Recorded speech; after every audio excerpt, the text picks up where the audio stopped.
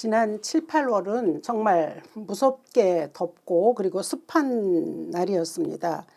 근데 이와 같은 이상 기온이 우리나라뿐만 아니라 유럽 그리고 미국에도 그대로 있었던 것 같습니다. 유럽의 어떤 지역은 50도까지 올랐다고 하죠.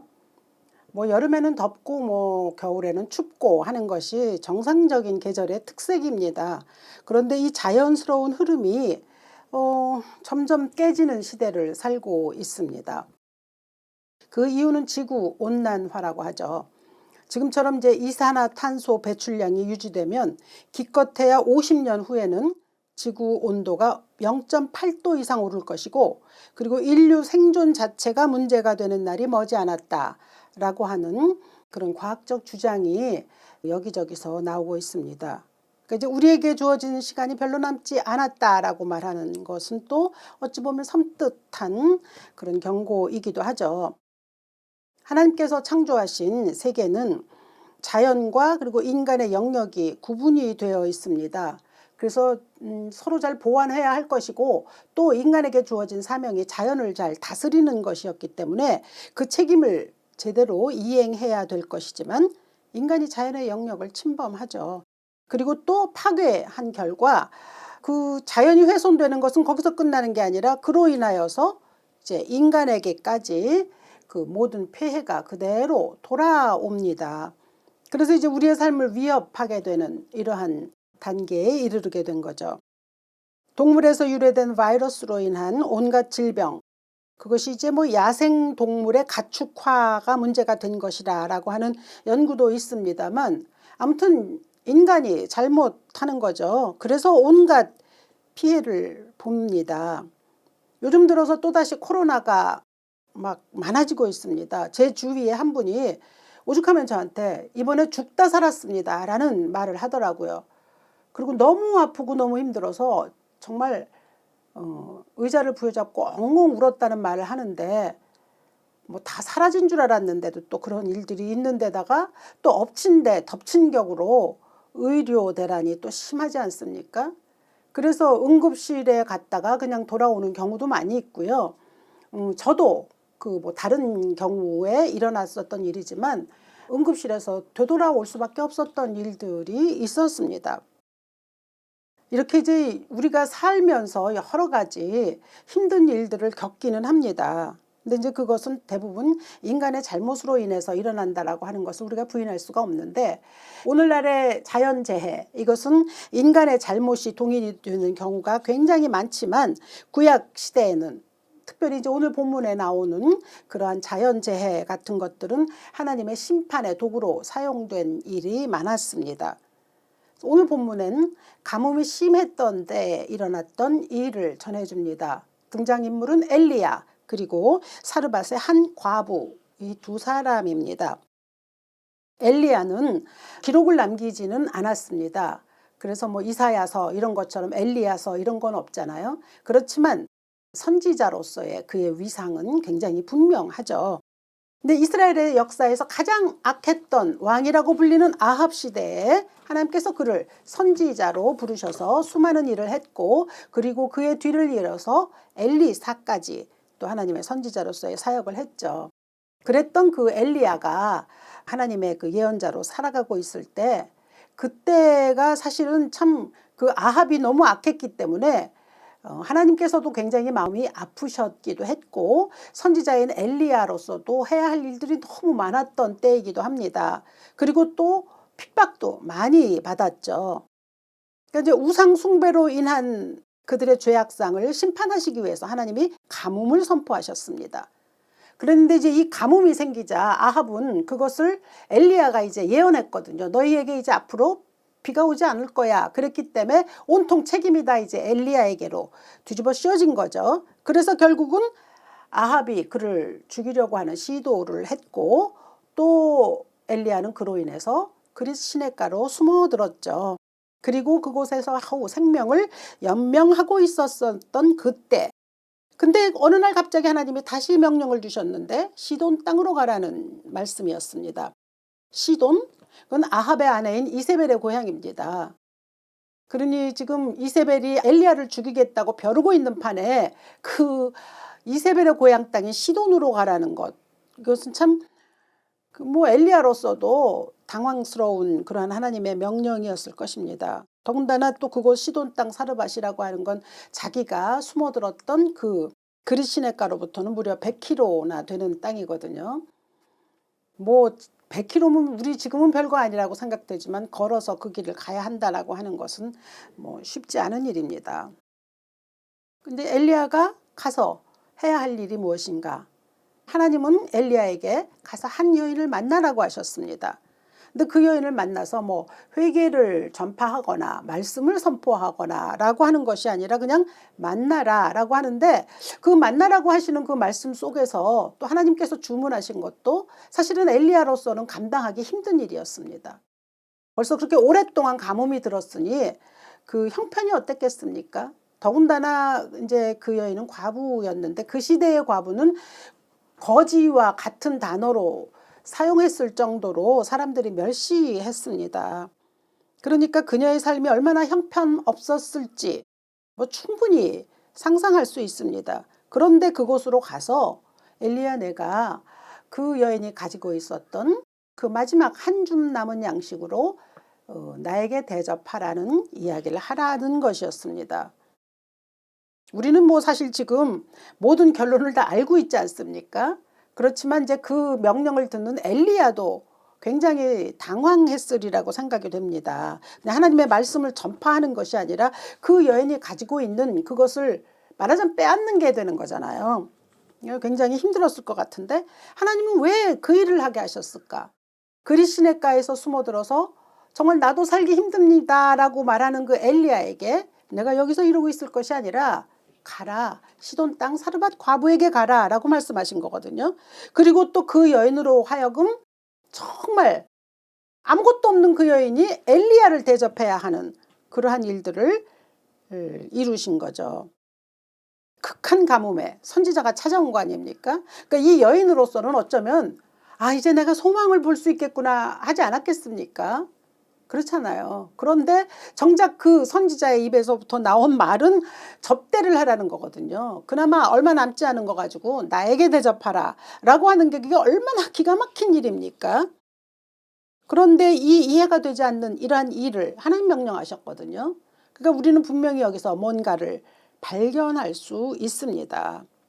그러니까 그녀가 이제 나 이거 먹고 그냥 난 죽어야지 라고 생각하고 있는 그때 엘리야의 입을 통해서 그녀에게 주신 하나님의 말씀은 이랬습니다. 이스라엘의 하나님 여호와의 말씀이 나 여호와가 비를 지면에 내리는 날까지 그 통에 가루가 떨어지지 아니하고 그 병의 기름이 없어지지 아니하리라 하셨느니라. 근데 이제 이게 뭐 남의 일이기도 하고요. 또 성경에 있는 일이기도 하니까 이렇게 됐구나 하지만 정작 내가 이 상황에 놓이게 되면 그 엘리야가 그런 말을 한다고 해서 그렇습니다. 이거 제가 드리겠습니다 라고 한다는 게 뭐 쉽지 않습니다. 가장 먼저 들었던 생각은 난 내가 이거 먹고 죽으려고 했는데 이제 그렇다면 나는 내 마음대로 죽을 권리도 없다는 건가? 그리고 당신은 소위 선지자라고 하는 사람인데 어떻게 선지자가 정말로 이 열악하고 보잘것없는 과부의 것을 빼앗으려 하느냐라고 선지자에게 뭐 되들을 수도 있지 않겠습니까?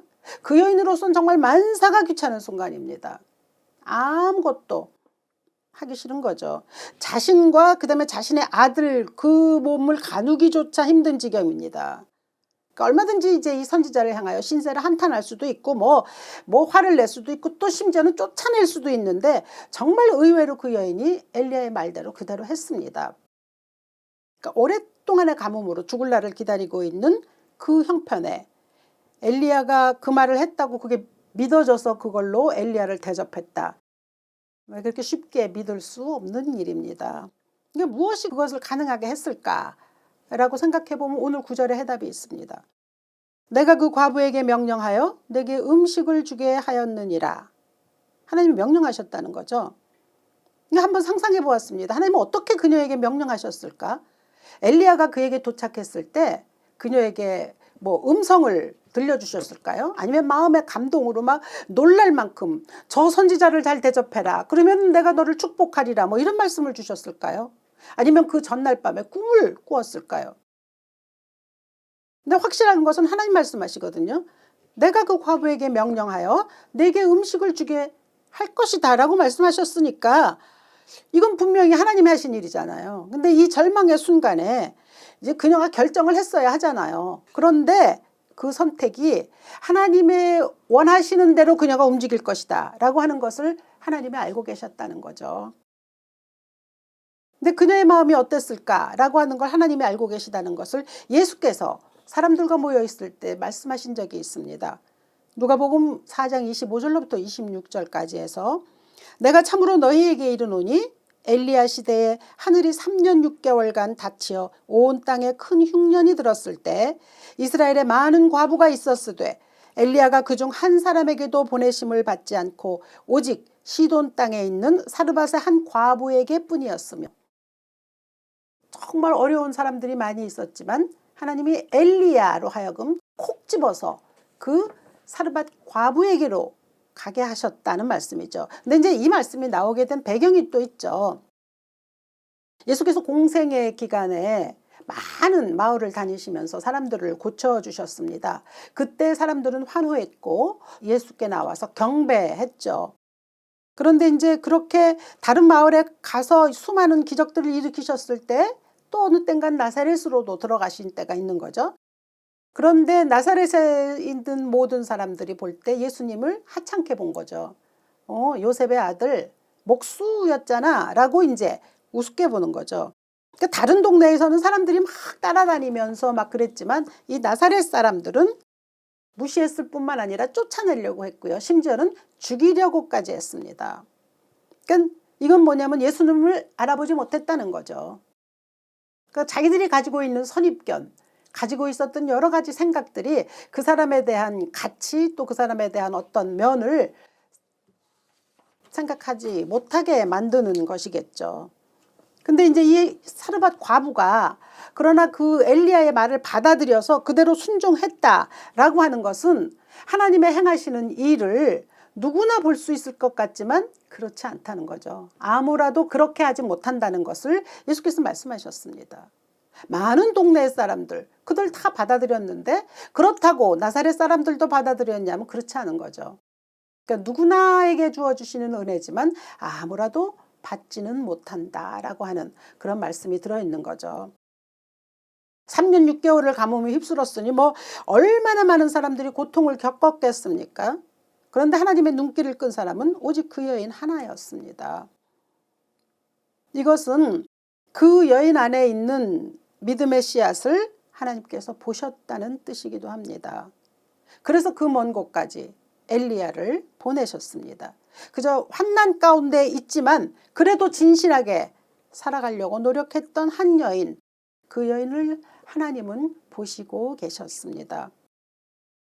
그러니까 하나님은 그녀가 어떻게 살아왔는지 다 아시고 또 선지자를 만나면 어떻게 행할 것인지도 다 알고 계셨습니다. 그 말도 안 되는 정말 지극히 기가 막힌 그런 부탁을 하지만 그러나 그걸 거절하지 않으실 거라는 거 하나님이 아신 거죠. 그러니까 이렇게 하나님은 우리가 아무리 어렵고 기가 막힌 일을 당하고 있을 때조차도 하나님의 눈길이 우리를 향하여 있다라고 하는 사실을 오늘 본문을 통해서 배울 수 있고 또 그러한 형편에 놓이신 분이 계시다면 위로를 얻을 수 있기를 바랍니다. 우리가 어려운 일이 생기면 그냥 나만 홀로 떨어져 나간 것처럼 느껴지지 않습니까? 내가 겪고 있는 이 고통은 누가 알겠어? 라고 이제 탄식하기도 하죠. 그리고 또 절망하기도 하고. 그래서 이제 어떤 사람이 그거 이해할 수 있어 그러면 잠깐 또 위로를 받기도 합니다. 아무도 알지 못하는 고통, 그것이 이제 우리를 피곤하게 하고 또 상처를 입게 하기도 하죠. 그런데 하나님은 삼일하게 보고 계시다는 거죠. 우리가 보이지 않는 하나님이기 때문에 하나님이 나를 어떻게 바라보고 계신지에 대해서는 참 자주 우리도 무시합니다. 하나님은 보고 계십니다. 시편 139편은 내가 하늘에 올라갈지라도 거기 계시며 수월에 내 자리를 펼지라도 거기 계시니이다.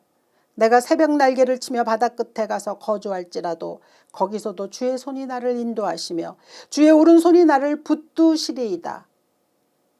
그럼요. 하나님은 언제 어느 때라도 나를 붙드시고 나를 보고 계십니다. 여기서 말하는 수올, 음부를 뜻하는 거거든요. 그러니까 이게 다시 말하면 사망의 음침한 골짜기란 소리입니다.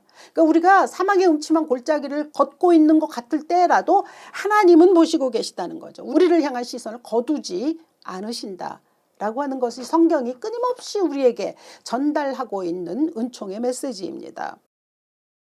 그래서 지금 이 시간 혹시 이제 그릿 시냇가로 피했던 엘리야처럼 어떤 절망과 좌절의 시간을 겪으신다거나 또는 사르밧의 과부처럼 가뭄을 만난 것 같이 정말 모든 것이 다 멈춘 것 같은 그런 시간을 보내시는 분이 계시다면 이 말씀을 통해서 오늘도 용기를 얻으실 수 있기를 바랍니다. 무엇보다도 이 제목에 있는 말씀처럼 하나님께서 콕 찝어주시는 그런 사람 될 수 있기를 주 예수의 이름으로 축원합니다.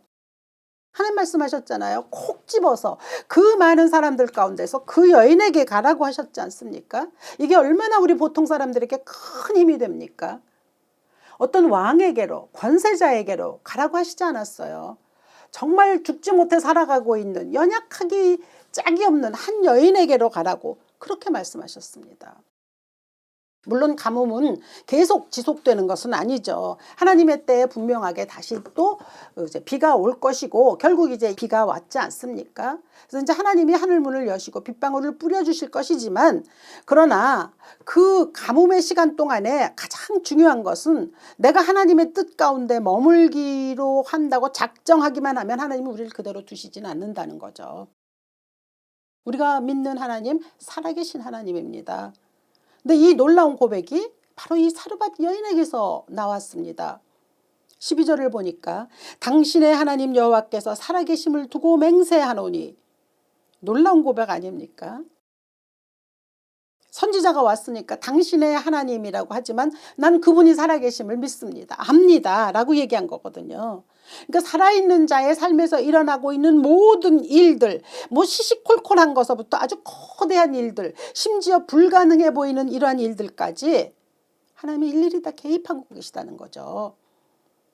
또 사실 우리 삶에서는 또 어떨 때는 기도할 때 보면요, 큰 것만 기도할 때가 있거든요. 근데 너무 작아서 기도할 수 없는 건 없습니다. 모든 일이 다 하나님의 손에 있죠. 그리고 작은 일들이 시시콜콜한 일들이 자꾸 겹치고 겹쳐지면 이제 그게 커지죠. 그래서 사람들을 치는 거 아닙니까?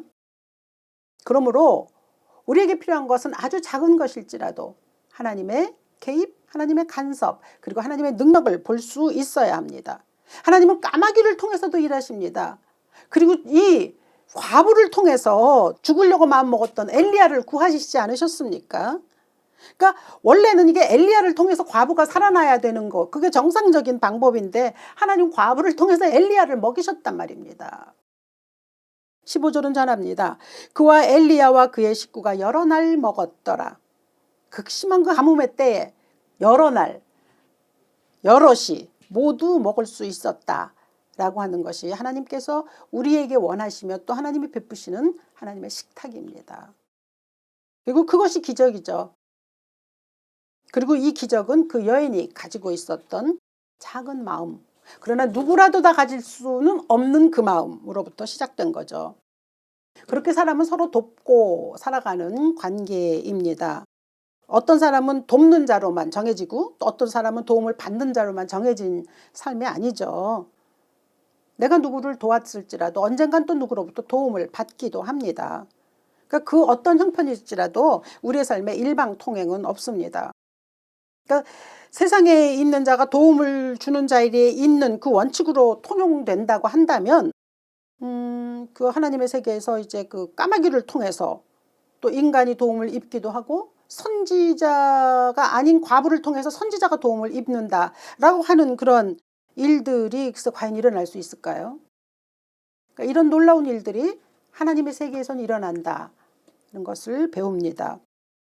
하나님의 만드신 세상에서 모든 피조물은 수평적인 존재입니다. 그러니까 서로 도우며 살아가라는 것이 하나님의 뜻이죠. 그게 선지자든 또 연약한 과부이든 모든 사람에게 동일한 하나님이십니다.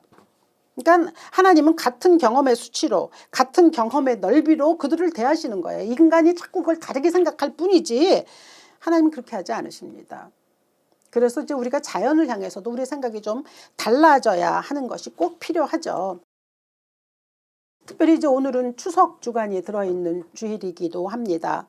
이제 추석이면 뭐 가족들을 만나는 분들도 있고 또 그렇지 않은 분들도 있겠습니다만, 이럴 때에 우리들에게 하나님이 주시는 음성 분명히 들을 수 있어야 합니다. 하나님은 지금 나에게 누구를 향하여 도우라고 하실까? 내가 도움을 줄 수 있는 사람은 누굴까? 아니면 또 내가 지금 도움이 필요하다면 나는 하나님이 정말 콕 집어서 나를 불러주시면 얼마나 좋을까라는 그런 바람들이 우리에게 있지 않겠습니까? 이제 이렇게 도움을 주고받는데 이 모든 것들이 사실 우리 인간의 욕심에 의해서 저항을 받거든요. 얼마든지 화목하게 살 수 있는데도 불구하고 그렇지 못한 건 인간의 욕심 때문입니다. 그래서 도움을 줄 수 있는데도 주지 않고, 또 도움을 받을 수 있는데도 자꾸 비굴하게 여겨서 또 받지 않고 뭐 이런 거죠. 가부는 내일 죽을 몸이지만 내 손에 들린 한 줌의 그 밀, 기름, 정말 양보하기 어려운 거 그거 내놓았지 않습니까? 그러자 하나님이 그 다음부터 역사하시는 거죠. 내 손에 지금 쥐어진 거, 사람이라는 게 참 희한해서요. 지금 내 손에 쥐어진 게 아무리 작아도 그거 여간해서 내놓으려고 하지 않습니다. 근데 오늘 본문이 얘기하시잖아요. 누구라도 같이 아파해야 한다. 똑같은 고난 가운데 놓였을 때 내 이기심을 채우려고 하지 말라라고 하는 것을 얘기하시기 때문에 그 인간의 이제 지극한 본성과 좀 위배되는 말씀이라 우리가 따라가기가 어렵긴 하지만, 그러나 끝내 그 길로 가야 합니다. 이제 성경에는 이제 그녀의 이야기가 마지막으로 뭐 어떻게 세세하게 기록되어 있지 않습니다. 그렇지만 선지자의 요구에 그대로 행할 수 있었다는 것, 그것 하나만으로도 그녀가 욕심으로 가득했거나 이기적인 사람은 아니었다는 것을 알려주죠. 가난하게 살았을지라도 그 삶의 태도, 가치관, 하나님 보시기에 충분하게 합당하게 여기심을 입었다는 겁니다. 그래서 엘리야를 보내신 거 아닙니까? 그 많은 사람 중에 그를 콕 집어서 보내신 거 아닙니까? 그러니까 우리가 내 욕망으로 가득하면 이런 나누려는 마음 품지 못합니다. 추석에 누군가와도 나눌 수 있는 마음이 있기를 정말 간절히 소망합니다. 죽기 전에 먹으려고 하는 그 마지막 한 끼조차 그녀 마음대로 할 수 있는 게 아니었다라고 하는 것은 어쩌면 굉장히 잔인하게 들리기도 하지만, 그 진리를 깨닫지 못하면 영영 우리는 욕심 속에서 살 수밖에 없습니다. 우리에게는 그런 권한이 없어요. 엄격히 따지면 그런 권한도 없습니다. 하나님이 주시는 대로 받고, 하나님이 주시는 대로 얻고, 또 하나님이 주시는 대로 나눌 수 있어야 하는 것이죠. 세상에 본디 내 것이 있습니까? 없습니다. 원래 내가 지닌 것, 지녀야 할 거 없죠. 삶의 길이도 물질도 건강도 자녀도 모두 내 것 아닙니다. 하나님은 허락하셔서 살아가고 있는 것 뿐이잖아요. 하나님께서 창조하신 자연세계, 그것은 하나님의 뜻과 그분의 의지가 들어있기 때문에 우리가 함부로 해서는 안 됩니다. 우리 게 아니거든요. 프란치스코 교황이 한 말이죠. 내가 조금 양보한 그 자리, 내가 조금 배려한 그 자리, 내가 조금 덜어놓은 그 그릇, 내가 조금 낮춰놓은 눈높이, 내가 조금 덜 챙긴 그 공간, 이러한 여유와 촉촉한 인심이 나보다 더 불우한 이웃은 물론 다른 사람의 희망의 공간이 됩니다. 이 마음이 바로 하나님의 마음입니다. 비록 내일 죽을지언정 오늘 이 마음을 가지고 살아가는 것이 바로 하나님의 뜻입니다. 우리의 삶에 살다 보면 홍수도 있고 가뭄도 있습니다. 그러나 그때조차 우리의 마음이 하나님과 맞닿아 있다면 하나님은 결코 우리를 그대로 두시지 않습니다. 다시 말하면 우리의 마음이 사르밧 여인의 마음과 같다면 하나님이 엘리야를 보내십니다. 하나님이 그 엘리야를 그 사르밧 과부 한 사람을 위해서 그 먼 길을 보내셨듯 우리 한 사람을 위해서 누군가를 또 보내십니다. 그리고 또 우리가 그 누군가가 되어야 하는 것이죠. 지극히 개인적인 은혜입니다. 콕 집어서 그 여인을 지정하셨듯 저는 정말 우리 모두에게 콕 집어서 하나님이 바로 너야 라고 이렇게 말씀해 주시기를 원합니다. 때로 모든 축복은 겉으로는 보기에는 축복이 아닌 것처럼 다가온다고 하잖아요. 위장된 축복이라고 말하죠. 고난의 옷을 입고 찾아오는 위장된 축복. 이 여인에게 그 죽을 내놓으라고 하는 것은 잠깐의 고난이었지만 그 속에 위장된 축복이 있지 않았습니까? 그럼요. 하나님께서는 우리에게 고난을 주실 때는 분명히 또다시 커다란 은혜를 주십니다. 아주 작은 일까지 디테일하게 섭리하시는 그 하나님, 여러분의 하나님이십니다. 아주 작은 문제들까지 하나님 앞에 다 드러내실 수 있기를 바랍니다. 그리고 산자의 하나님을 따르십시오. 나눔에 인색하지 마십시오. 지금 내가 처한 자리에서 최선을 다하고 살아가실 수 있기를 바랍니다. 특별히 추석에 우리가 어떻게 살아가야 할 것인가를 통하여 또 하나님의 주시는 은혜가 가득할 수 있기를 이 아침 주 예수 이름으로 축원합니다. 살아계신 아버지, 사르밧 과부는 아무런 희망이 없었지만 그러나 하나님이 그를 눈여겨보셨습니다. 그리고 콕 집어서 그를 지정하시고 엘리야를 보내셨습니다. 우리에게도 하나님이 콕 집어서 내가 너와 함께 함이니라 라고 하시는 그 응원의 말씀, 위로의 말씀, 용기의 말씀 있도록 축복하여 주시옵소서. 추석 주간을 맞아서 우리 모두가 가족을 함께 대할 때 그 가족이 남이 아니고 또한 내 사랑하는 가족일진데 하나님께서 나누라고 하신 그 모든 은혜를 서로 나눌 수 있는 은혜가 있게 하옵소서. 감사드리며 거룩하신 주 예수 이름으로 기도합니다. 아멘.